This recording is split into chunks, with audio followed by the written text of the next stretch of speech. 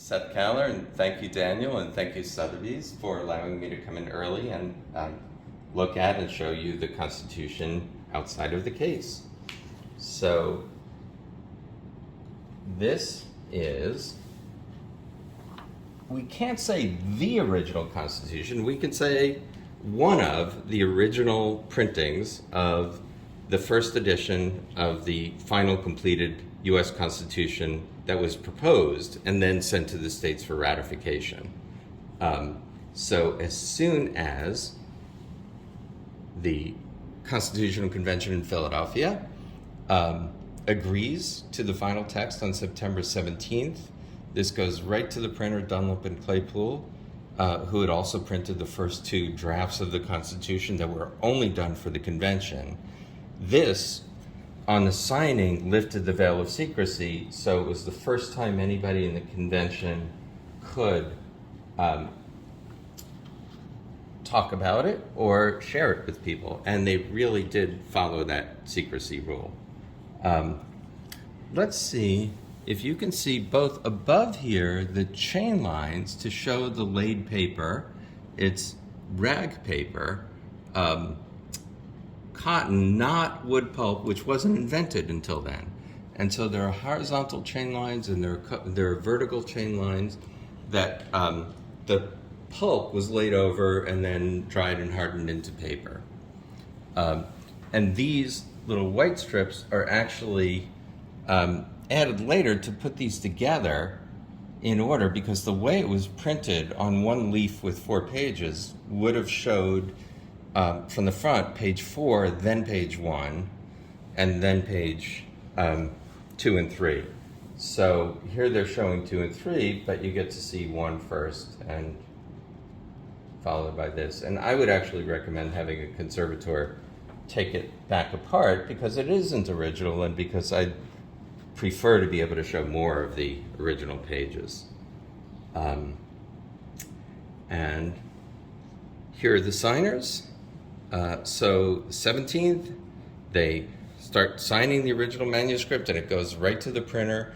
And also, George Washington and the Congress passed 2 resolutions. The first talks about how this should be ratified, and the second on the next side talks about why they had to make compromises and how it's not perfect, but they're hoping that people understand that. And the timing is interesting. So William Jackson, the secretary, leaves for New York, where the Congress, under the Articles of Confederation, is meeting. He gets on the 10 o'clock stagecoach from Philadelphia on the 18th. So we don't know if any copies of this official edition were completed on the 17th, but they definitely were by the morning of the 18th, because it's already on its way to New York, and then George Washington sends a couple copies out, and Ben Franklin sends a couple copies out. Washington sent one to Thomas Jefferson, for instance, who was in France at the time as our ambassador. There are some minor repairs on the folds, but nothing that affects the value on something this important. And but I really should talk about the content, not the condition. This and the long S. So that's a style thing. It started about 500 years before. I've never heard a good explanation of why, but if it is an S, it should be an S. It is an S. If you could see a little cross, it's the left instead of the right. And there are all sorts of complicated rules as to what gets written, the long S, and what gets written or printed as the regular S. But when you're talking, we have now the honor to submit to the consideration of the United States in Congress assembled that Constitution which has appeared to us the most advisable. And they talk about how it's impracticable for the government of all of the states to secure all of the rights of independent sovereignty to each and still provide for the interest and safety of all. And so they were careful to make sure that every state got the most important things to them and to their people while compromising on things that for that state might be less important. And so in our deliberation on this subject, we kept steadily in our view that which appears to us the greatest interest of every true American, the consolidation of our union, in which is involved our prosperity, felicity, safety, perhaps our national existence. This important consideration, seriously and deeply impressed on our minds, led each state in the convention to be less rigid on points of inferior magnitude than might have been otherwise expected.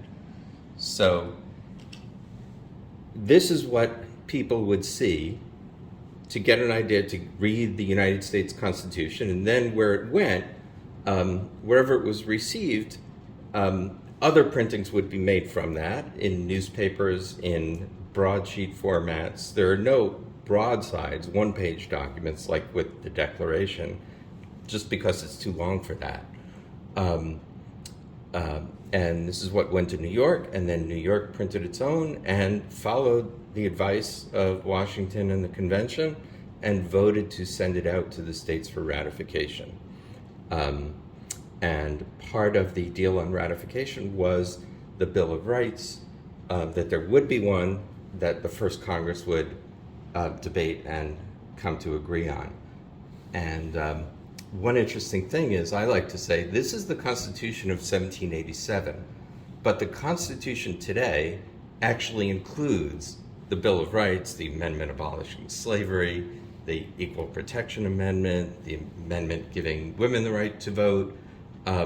So this is the beginning that set up the system, but the founders actually are also responsible for the movement towards democracy that makes the Constitution still relevant and what it is today. So thank you for looking.